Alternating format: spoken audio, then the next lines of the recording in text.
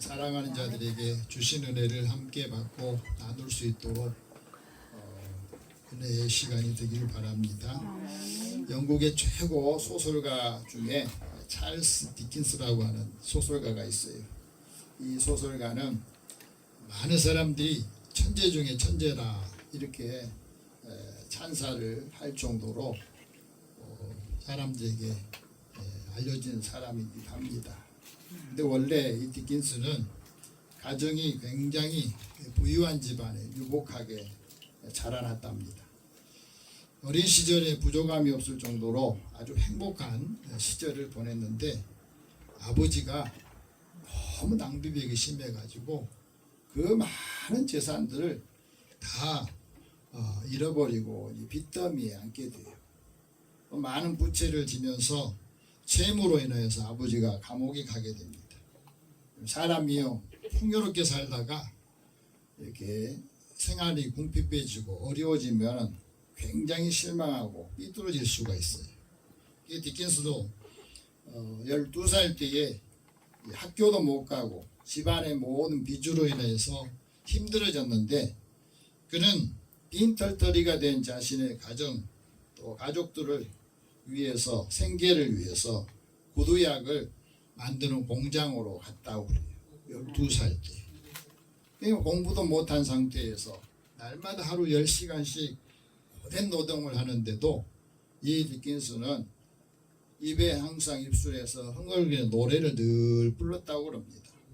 다른 사람이 볼 때 야, 저 나이면 학교 갈 나이인데 저렇게 고되고 힘든데도 이 아이는 왜 이렇게 흥얼거리면서 즐겁게 노래를 부를까 하고 물어봤답니다. 야, 너 힘들지 않냐 요즘에? 그랬더니 그가 이런 말을 했답니다. 지금 나는 희망 닫고 있습니다. 그랬대요.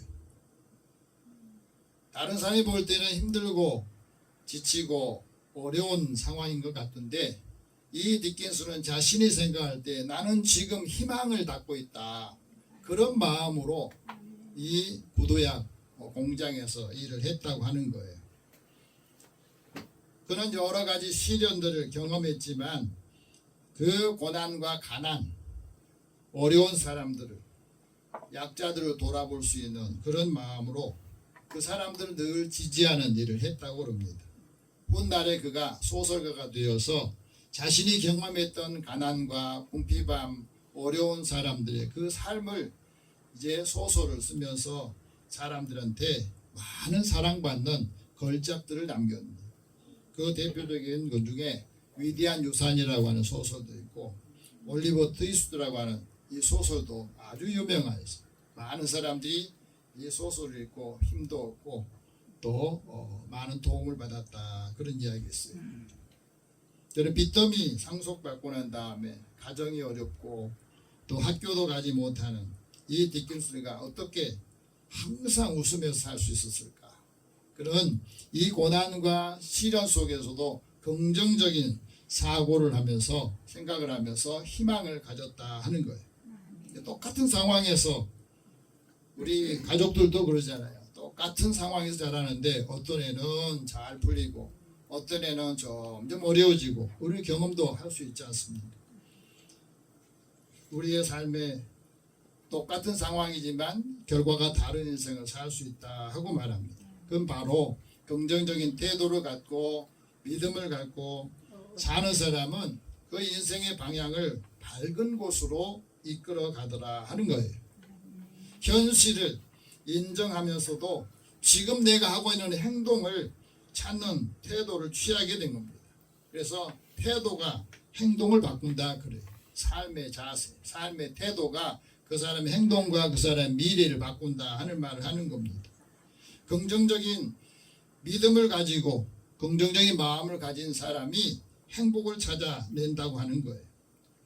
긍정적인 생각을 가지고 믿음을 가진 사람은 그 에너지를 다른 사람에게 주변의 사람들에게도 영향을 끼친다는 겁니다. 반면에 부정적인 생각을 하는 사람들은 어려운 상황에 빠지면 그 불행의 늪에 빠지기도 하고 또 실패할 때는 뭘 해도 안 된다고 절망하게 되고 아무것도 하지 못하고 폐인의 삶을 살게 됩니다. 이게 이제 학습된 무기력이라고 그래요. 자신의 삶에 이 무기력이 학습이 되면은 뭐 해보려고 생각도 안 하고 그냥 되는 대로 사는 사람들이 많아진다고 하는 겁니다. 그래서 우리의 마음과 마인드를 바꾸려면 생각을 반복하지 말고 자기의 작은 행동들을 다시 정해두는 것이 중요하다. 작은 행동들이 쌓이면 다시 시도할 수 있는 사람이 되는 겁니다. 자기의 인식을 바꾸는 거예요. 우리가 인생을 살면서 소중한 유산이 뭐라고 생각하세요? 나는 소중한 유산을 무엇으로 남겨서 내가 없더라도 우리 자녀들이나 사람들이 그 마음, 그 생각을 가지고 살 수 있게 하겠습니까? 그래서 삶의 자리에 지혜 유산이 필요하고 이 지혜는 정보가 아니에요. 지혜는 방향이기도 하고 관계이기도 합니다. 우리의 삶을 지혜롭게 살 수 있다고 하는 건 바르게 세우는 능력이 지혜이기도 합니다. 그래서 지혜의 유산이 은혜라고 하는 거예요. 우리 하나님 은혜를 받고 하나님의 지혜를 예수 그리스도 통해서 은혜를 체험하는 사람은 똑같은 상황에서 똑같은 일을 하면서도 다르게 산다는 것을 보여주는 겁니다. 오늘 하나님께서 사도 바울을 통해서 우리에게 말씀합니다. 우리는 빚진 자다. 따라해 봅시다. 우리는 빚진 자다. 하지만 하나님의 영으로 인도를 받으라. 하나님의 영으로 인도를 받으라. 성령이 우리를 증언하신다. 네. 우리는 하나님의 자녀로 하나님의 영으로 인도받는 하나님의 자녀라고 하는 이 자존감, 자긍심을 가져야 이 시대를 살면서도 어떤 상황에서든지 흔들리지 않는 삶을 산다 하고 말합니다. 하나님의 영광을 얻은 사람이 어떻게 살아야 되느냐? 하나님의 영으로 인도함을 받은 사람은 하나님의 영의 생각을 하면서 살아야 된다는 거예요. 그리스도의 영으로 인도함을 받은 사람이 그리스도의 삶을 사는 것처럼 우리는 비록 빚진 자의 삶을 살고 있지만 하나님의 영광을 받은 삶을 살고 있는 거거든요. 그래서 우리가 하나님의 은혜를 다시 바라보면서 새로운 삶을 살기를 원하신다는 겁니다. 오늘 12절 다시 한번 봅시다. 그러므로 형제들아 우리가 빚진 자로 돼 육신에게 져서 육신대로 살 것이 아니니라. 우리는 육신을 갖고 있어요. 우리 육신은 내가 어떻게 생각하느냐에 따라서 그 육신이 따라가기도 합니다. 육신이 약한 사람, 마음이 심령이 약한 사람은 육신이 약해지면 그냥 무너지기 쉬워요. 우리가 빚진다 하는데 여러 가지 빚의 종류도 있습니다. 그 빚이 재물에 빚을 지는 사람들은 이 재물이 빚을 지고 있으면 이 통장만을 갉아먹는 게 아니라 사람의 마음도 갉아먹거든. 또 마음만 갉아먹는 게 아니라 빚을 갚지 못하면 그 한 사람이 다른 사람 생각할 때는 잘못 산 인생을 살고 있다. 그런 이미지도 갖게 해줘요. 그래서 돈이 없는 사람, 물질이 없는 사람들은 다른 사람들한테 그렇게 대우를 받지 못합니다. 은행에서도 신용 등급이 떨어지죠. 그래서 자문기자는 말합니다. 빚진 자는 체주의 종이 된다고. 빚을 갚기 전까지는 늘 빚에 끌려다니고 결국에는 못 갚으면 자기 종이 되는 겁니다. 무게를 체주의 그 종이 되면 이 빚의 무게를 견디지 못해서 인생을 파산하게 되는 그 삶을 살게 돼요. 되도록이면 빨리 빚을 갚아서 자유로운 인생, 플러스 인생을 살기를 원합니다. 지금도 금융에 파산되는 사람이 많죠. 예수님께서 제자들에게 이 재물의 빚을 지는 사람에 대한 비유를 말씀하셨어요. 빚을 주는 사람에게 빚진 자가 둘이 있다. 하나는 500데나리온을 빚지고 또 다른 하나는 50데나리온을 빚을 졌다. 이 데나리온은 하루 품삯이거든요. 야, 500일을 꼬박 일하고 갚아야 될 사람이 있고 50일을 일하고 꼬박 갚아야 될 그런 빚이 있는데 문제는 두 사람 다 갚을 능력이 없다는 거예요.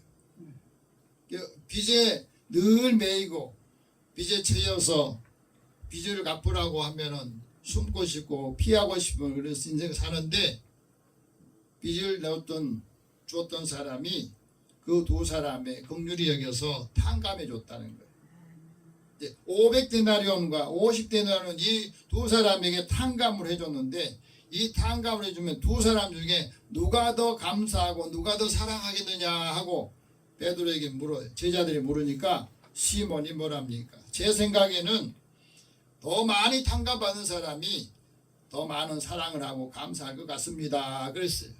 예수님께서 네 말이 맞다. 많이 탕감받았다고 하는 사람이 더 감사하고 더 사랑하는 거다. 우리의 삶도 그렇다는 거예요. 죄가 많은 사람이 죄 사함을 받은 사람은 나는 죄를 적게 지었다 하고 탕감받은 사람보다 더 사랑한다는 거죠. 우리 삶이 그렇습니다. 마음에 빚을 진 사람은 그 마음에 그 진 빚을 갚기 전까지는 늘 마음이 그 부담으로 차 있어요. 또 은혜의 빚을 진 사람은 그 은혜의 빚을 갚기까지 늘 마음으로 생각하는 것들이 있어요. 사도 바울도 은혜의 빚을 지고 난 다음에 늘 이렇게 말합니다. 나는 헬라인이나 야만인이나 지혜 있는 사람이나 어리석은 사람에게 다 빚진 사람이다. 나는 빚진 자라고. 실은 다른 사도 바울이 뭐 야만인에게 이방인들에게 빚진 게 없잖아요.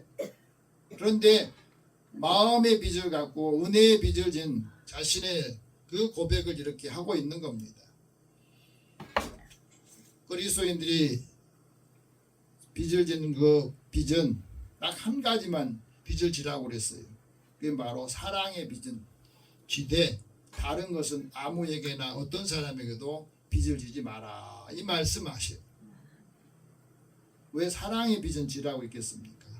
이 사랑의 빚은 많이 지도록 또 지더라도 그 사랑의 빚은 또 함께 나누면서 더 은혜가 있기 때문에 그렇습니다. 다른 빚을 지면은 이 공동체에 어려움을 겪게 돼요.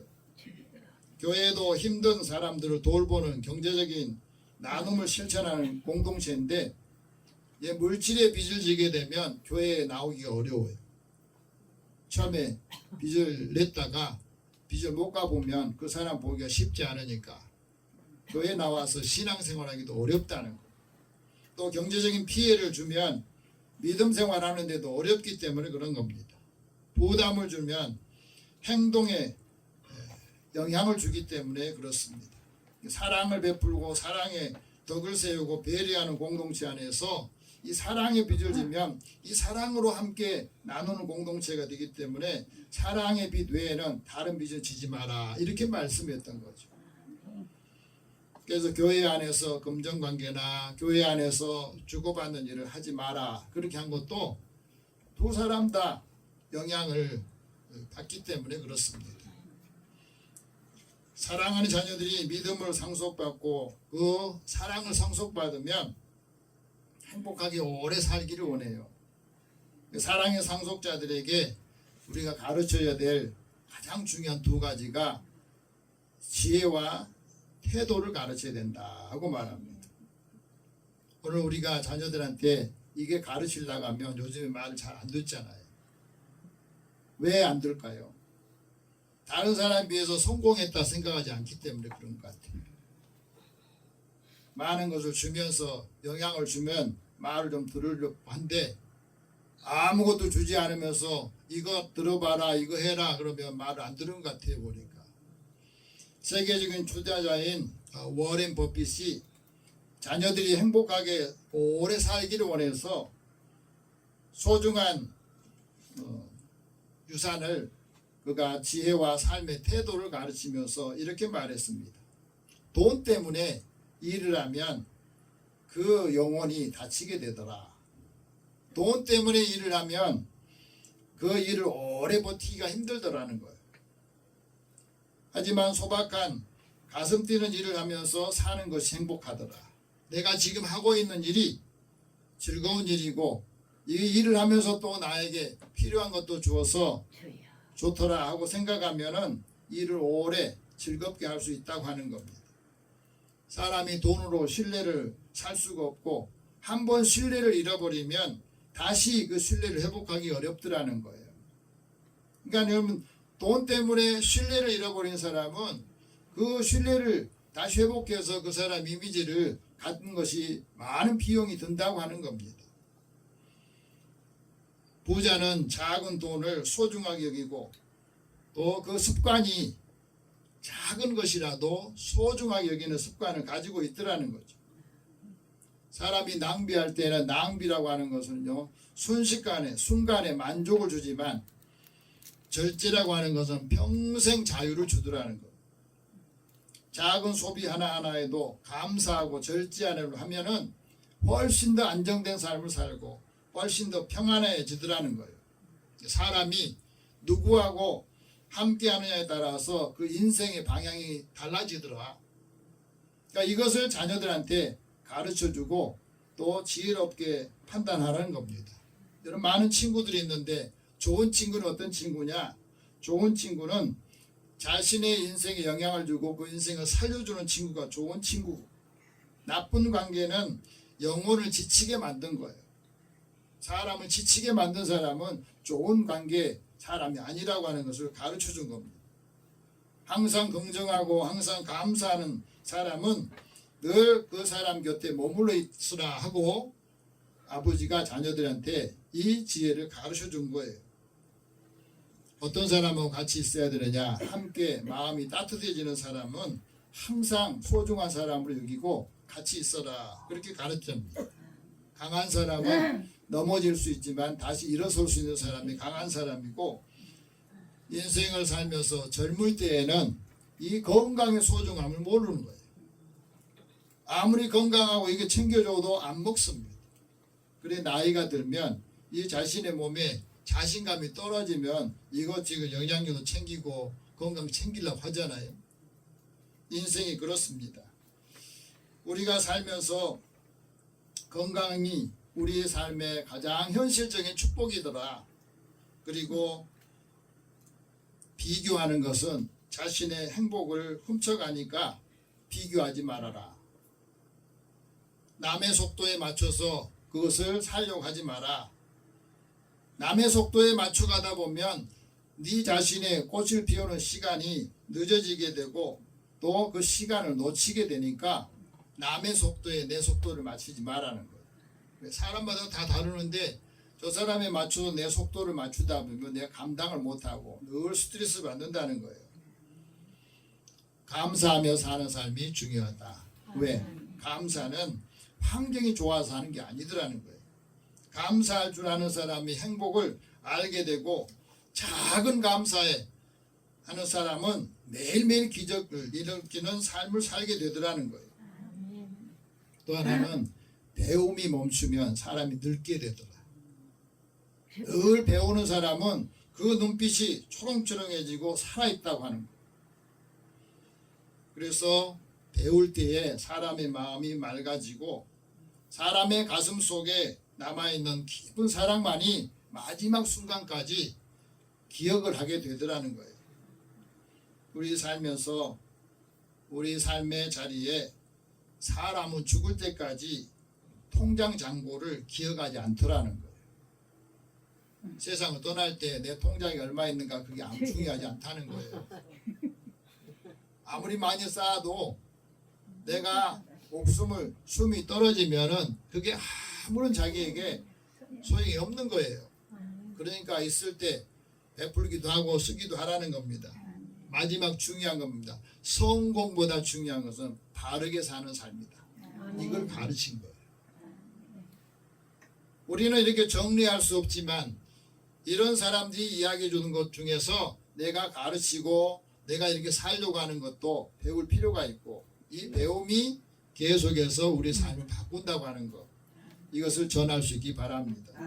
사도 바울이 왜 자신을 빚진 자라고 고백을 했느냐? 하나님께서 나에게 값없이 베풀어 주신 구원의 은혜를 너무 크게 느꼈기 때문에 그렇습니다. 십자가에서 나를 대신해서 죽으신 예수님 그 사랑을 알게 되기 때문에 나는 빚진 자의 삶을 살았다 하고 말하면서 하나님께 빚진 사람이 은혜를 기억하면서 어떻게 살아야 되느냐, 어떻게 삶을 살아야 되느냐 말씀합니다. 오늘 13절 같이 봅시다. 너희가 육신대로 살면 반드시 죽을 것이로되 영으로서 몸의 행실을 죽이면 살리라 하고 말합니다. 육신대로 산다는 말은 뭐예요? 자기 생각대로, 감정대로, 자기가 원하는 대로 사는 거잖아요. 육신대로 살면 그 삶에 내가 원치 않은 일들을 하게 되고 그 자기가 하는 일로 인하여서 자기가 죽는다 하는 것을 말합니다. 사랑의 빚을 진 사람은 어떻게 살았느냐, 영을 따라서 살아야 되고 영적인 생각으로 산다 하고 말씀합니다. 영의 생각을 왜 하며 살았느냐, 영의 생각이 생명과 평안을 주기 때문에. 마음이 평안하지 못한 말은 내 마음이 지금도 육신을 따라서 살고 있기 때문에. 신앙생활도요, 자기 생각대로 하시는 분들이 많아요. 자기 감정대로 신앙생활 하기 때문에 이성이나 믿음이나 사랑이 이것이 다 사라져버려요. 오늘 14절 말씀, 오늘 그리스도인들이 굉장히 중요한 말씀입니다. 같이 한번 읽어봅시다. 물은 하나님의 영으로 인도함을 받은 사람은 곧 하나님의 아들이라.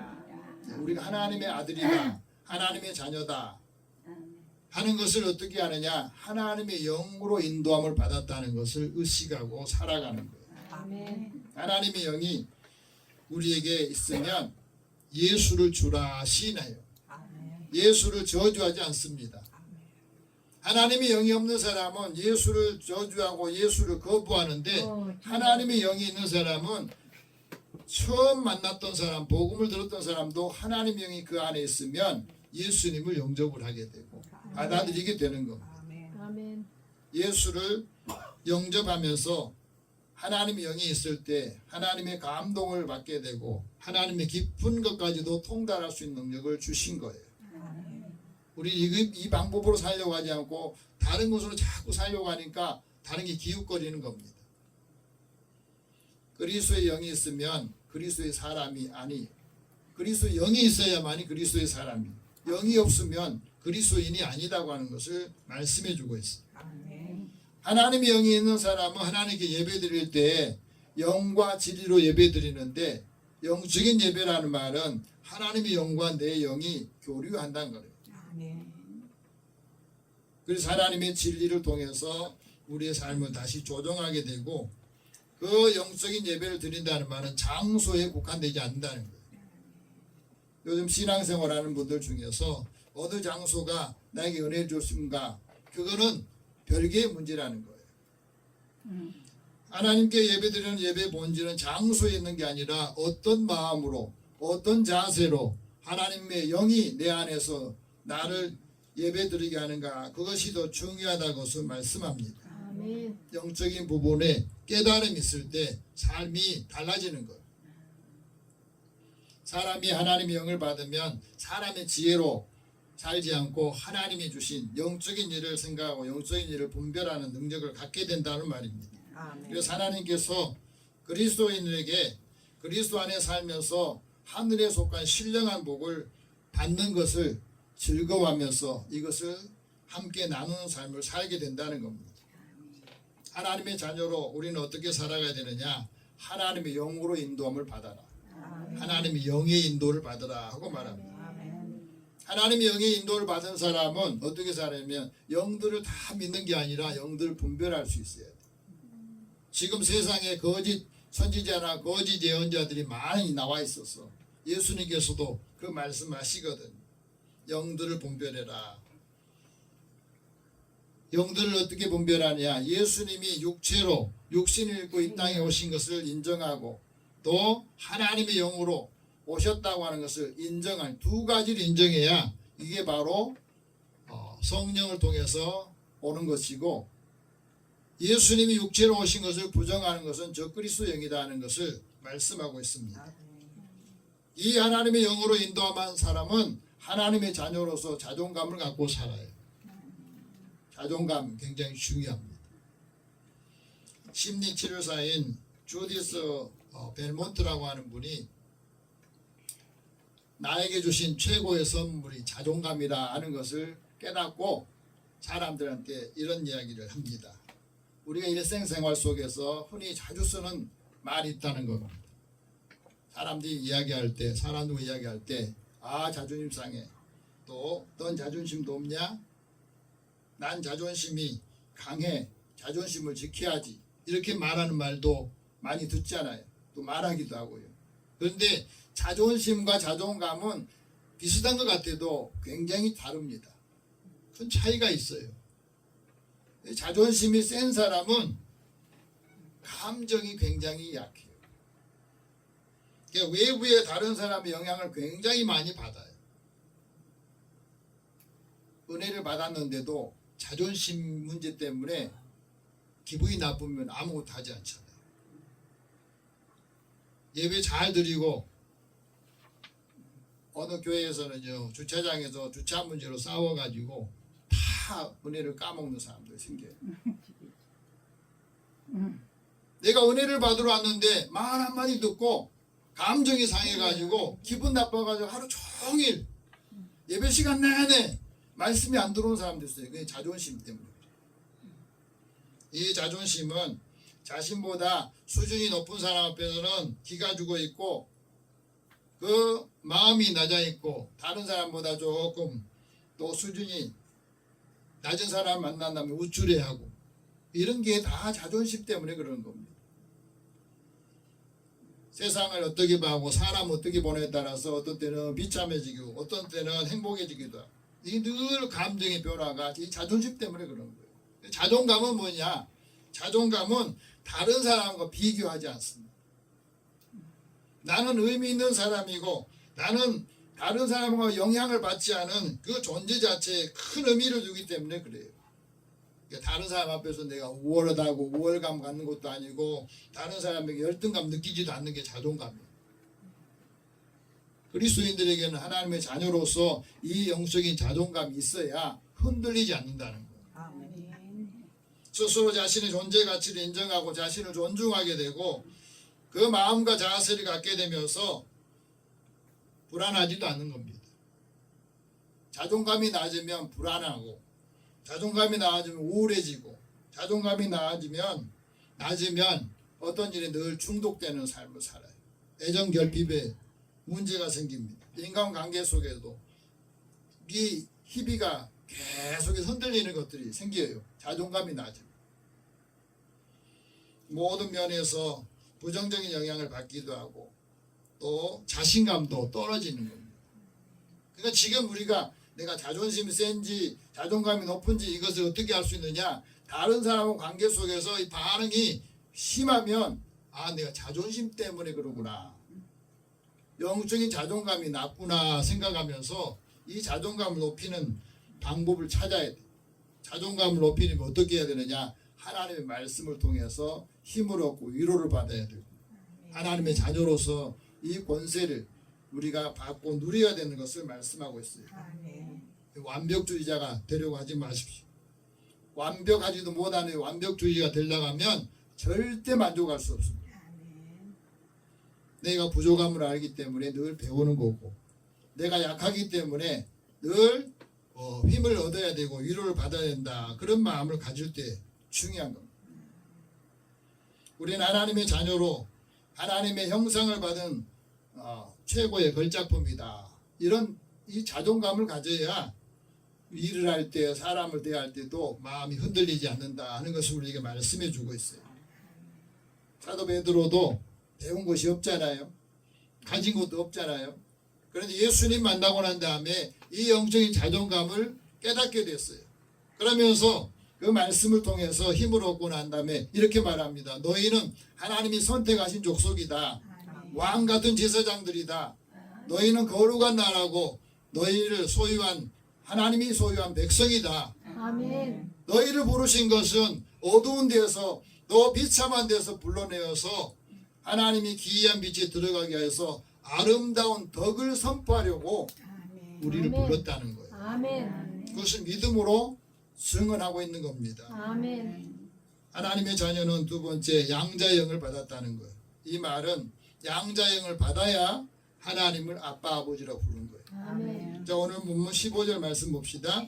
너희는 다시 무서워하는 영을 종영을 받지 않고 양자의 영을 받았으므로 우리가 아빠 아버지라고 부르짖느니라.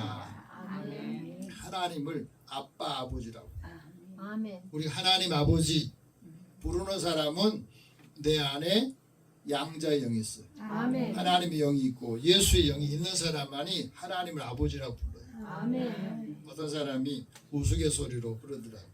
교회 안 나가는 사람 아들이 늘 교회 좀 같이 가자고 한 번만 가자고 그래. 아들이 옆에서 하나님 앞에 기도하는데 하나님 아버지 그러더래. 그러니까 아버지가 생각할 때 아들이 하나님 아버지라고 하면 난 형님 되겠네 하나님. 이 관계는 뭐냐면 아버지가 됐든지 할아버지가 됐든지 다 1대1의 관계라는 거예요. 하나님과 나는 손주도 하나님 아버지라고 부르고 아버지도 아버지라고 부르고 할아버지도 하나님을 아버지로 다 1대1의 관계라는 거예요. 아멘. 족보가 아니라는 겁니다. 네.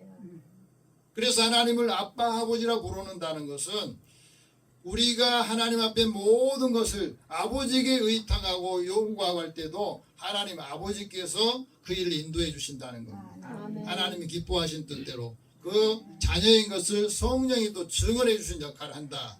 이 의식, 이 자존감을 가져야 우리가 흔들리지 않는 삶을 산다는 것. 세 번째는 하나님의 자녀는 하나님의 상속자라는 사실 우리가 기억하고 늘 가져 살아야 됩니다. 17절 같이 봅시다. 자녀이면 또한 상속자고 하나님의 상속자요 그리스도와 함께한 상속자니 우리가 그와 함께 영광을 받기 위하여 고난도 함께 받아야 될 것이다.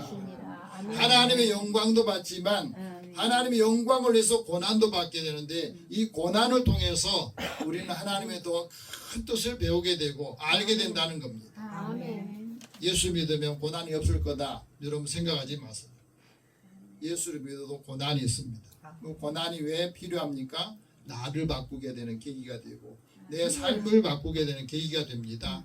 그래서 우리의 믿음을 더 정금같이 빛나게 하기 위해서 고난도 주시고 그 고난을 통해서 상급도 바라보게 하신다고 말씀합니다. 아멘. 우리의 삶을 돌아보면서 나는 하나님의 상속자라는 이 정체성을 가질 때에 하나님의 자녀로서 우리의 삶을 살게 되는 것을 말씀합니다. 아멘. 이제 이 믿음과 하나님이 주시는 자녀의 정체성과 자존감을 통해서 한 주간 승리하시기를 바랍니다. 아멘. 기도하겠습니다. 사랑의 하나님 감사합니다. 매일매일 살면서 시시각각으로 우리의 마음이 흔들리고 사람과 사람의 관계 속에서도 늘 주저하고 약해질 때마다 오늘 말씀을 기억하게 하여 주옵소서. 아멘. 하나님의 형상으로 지은 믿음의 사람으로 역할을 감당하게 해주시고 하나님의 자녀로서 권세 있게 살며 하나님의 상속자가 되어서 이 상속을 받은 믿음으로 많은 사람들을 그리스도의 사랑으로 또 하나님의 은혜의 자리로 인도하게 하여 주옵소서. 아멘. 예수님의 이름으로 기도드립니다. 아멘. 아멘.